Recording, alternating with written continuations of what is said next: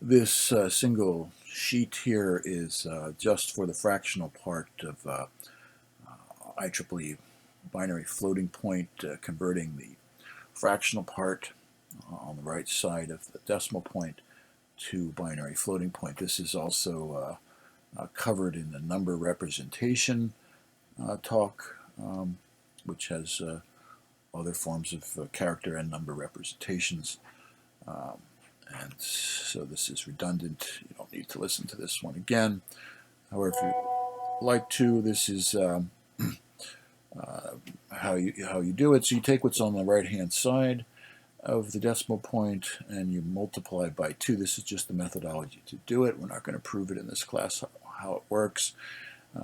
You multiply by 2. What you get as a result, you take just the part on the left-hand part of the result, and that is the first bit of the binary part of what's on the right-hand side of the decimal point.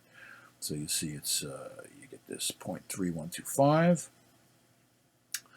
times 2, and you get 0.625. That 0 is the first digit on the right side of the decimal point for the binary representation. Then you take that 0.625, multiply by 2 again. This time it's 1.25. The 1 is the second digit. Then you take just the 0.25, not the 1, and then multiply that by 2. You get 0.5, 0.5, and the 0 is the third digit. Multiply that by 2, and you get 1.0, and that's the fourth digit is a 1, because it's on the left of that 1. And then you don't have anything else on the right, you know you're done then. That's how you know to stop multiplying by 2.